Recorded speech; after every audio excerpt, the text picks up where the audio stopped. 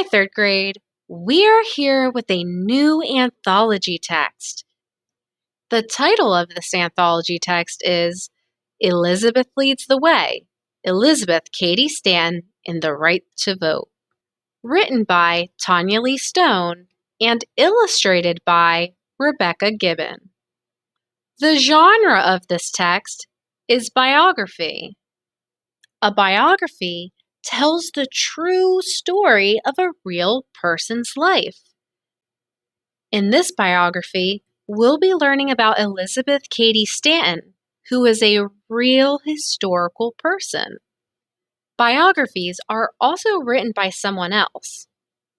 So this biography is written by Tanya Lee Stone, and she is writing about our historical person, Elizabeth Cady Stanton. Biographies identify the subject's most important character traits, and they may focus on a few key events in that person's life. Now let's listen to the summary both in English and in Spanish to learn more about this biography. Elizabeth Leads the Way, Elizabeth Cady Stanton, and the Right to Vote. A biography is the story of a person's life told by someone else. Elizabeth Cady learned as a child that life was unfair for girls and women. She decided to be strong and smart. She did things that most girls didn't do in the 1800s. As a young woman, she begged her father to let her go to college.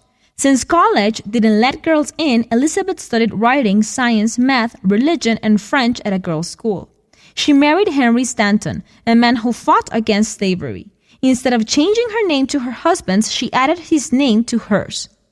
She became Elizabeth Cady Stanton. Elizabeth and her friends began meeting to talk about how to get more rights for women. They decided that, first of all, women needed the right to vote. Elizabeth Cady Stanton did not live to vote in an election. Women in the United States were not given the right to vote until 1920. However, Elizabeth Cady Stanton helped women to finally get this important right. Elizabeth Leads the Way. Elizabeth Cady Stanton and the Right to Vote. Una biografía es la historia de la vida de una persona contada por otra persona. Cuando era niña, Elizabeth Cady se dio cuenta de que la vida era injusta para las niñas y las mujeres. Decidió ser fuerte e inteligente. Hizo cosas que la mayoría de las niñas no hacían en el siglo XIX. Cuando creció, le rogó a su padre que la dejara ir a la universidad. Como las universidades no admitían a las mujeres, Elizabeth estudió redacción, ciencias, matemáticas, religión y francés en una escuela para mujeres. Se casó con Henry Stanton, un hombre que luchó contra la esclavitud. En vez de cambiar su apellido por el de su esposo, Elizabeth usó los dos. Pasó a llamarse Elizabeth Cady Stanton. Ella y sus amigas comenzaron a reunirse para hablar de cómo podían obtener más derechos para las mujeres. Decidieron que antes que nada, las mujeres debían tener derecho a votar. Elizabeth Cady Stanton no vivió para poder votar en una elección. Las mujeres de Estados Unidos no obtuvieron el derecho de votar hasta 1920. Pero Elizabeth Cady Stanton ayudó a que las mujeres finalmente obtuvieran este derecho importante. Now let's check out the essential question. What do good citizens do? Read about how good citizen Elizabeth Cady Stanton fought for women's right to vote. What would you do if someone told you you can't be what you want to be because you are a girl? What would you do if someone told you your vote doesn't count, your voice doesn't matter because you are a girl? Would you ask why? Would you talk back? Would you fight for your rights? Elizabeth did. All of these things used to be true back when Elizabeth Cady was a girl. And all of these things might still be true today if Elizabeth hadn't led the way. Did Elizabeth like the way girls were treated? No, she talked back and fought for her rights. We know that biographies are usually about people who have made a difference. The last sentence on this page tells readers that they are reading about the life of someone who led the way for change.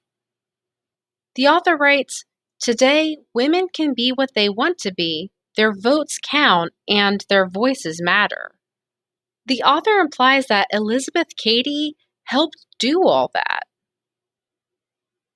She was only 4 years old the first time she heard someone, a woman, say, "Life was better for boys." The woman had come to visit Elizabeth's new baby sister. "What a pity it is she's a girl. How could anyone look at a little baby and feel sad? What could be wrong about being a girl?" What is the author's point of view about being a girl? The author thinks there's nothing wrong with being a girl. I can infer that this is the author's point of view because the author asks, what could be wrong with being a girl? And how could anyone look at a little baby and feel sad? She was 13 years old when her father, Judge Cady, told a woman whose husband had died that the farm she had spent her whole life working on would be taken from her. Without a husband, the law stated, nothing belonged to her. As we read this, I ask questions and try to answer them as a way to check my understanding. One question I asked myself is, why a woman would have her farm taken from her? To find this answer, I can reread the last sentence on page 369 and retell it in my own words. The law said that if a woman didn't have a husband, nothing belonged to her. Because her husband had died, the woman had the farm that they worked on together taken away. That is an example of how life was unfair for women back when Elizabeth Cady was young.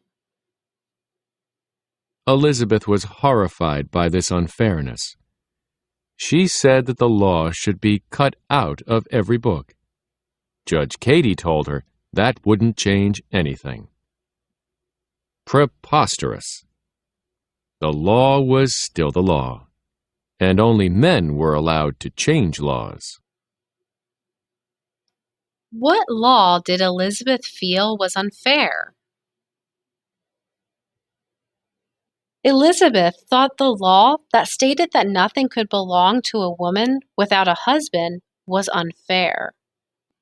Let's take a closer look at this word unfairness. This word has the prefix un and the suffix ness. I can use the prefix and the suffix to help me understand what the word unfairness means. The prefix un means not, and the suffix ness means the state of being. I can put these two word parts, un and ness, with the root word fair to figure out that the word unfairness is the state of being not fair. She decided right then and there that she could do anything any boy could do. She jumped over high hurdles on horseback. She rafted across a raging river. The illustration on this page shows a very angry-looking Elizabeth, and she's shouting the word preposterous. The dialogue in the illustration show that Elizabeth feels very strongly about human rights. The unfairness of the law made her bold enough to speak out forcefully to her father. Then on the next page, 371, the text and illustration show that Elizabeth rejects the limits placed on women. She won a prize for being the best in Greek studies. Her father was proud, but he worried about his strong-spirited, rule-breaking daughter. "Ah, you should have been a boy." He knew how much easier her life would be. But Elizabeth wasn't interested in easy. As we read the story, I like to ask questions and then try to answer them to check my understanding. As you listen to the story, I want you to do that too. Try to think of questions you might have to check your understanding. For example, a question we might ask ourselves is, why is Elizabeth's father saying that she should have been a boy? Well, if we look back into the text, we can figure out that Elizabeth's father thought she should have been a boy because she likes to do everything boys did. But because she was a girl, people considered her a strong spirited rule breaker. He thought her life would have been easier as a boy. At 16, since colleges would not let girls in, Elizabeth begged her father to send her to a girls' school to continue her learning. So while most young ladies were getting married, washing dishes, doing laundry, and having babies, Elizabeth was studying religion, math, science, French, and writing. What is the author's point of view about Elizabeth? The author thinks that Elizabeth is different from other girls. There are a couple details that help me to infer this as the author's point of view. For example, the author writes that she is strong-spirited and a rule breaker.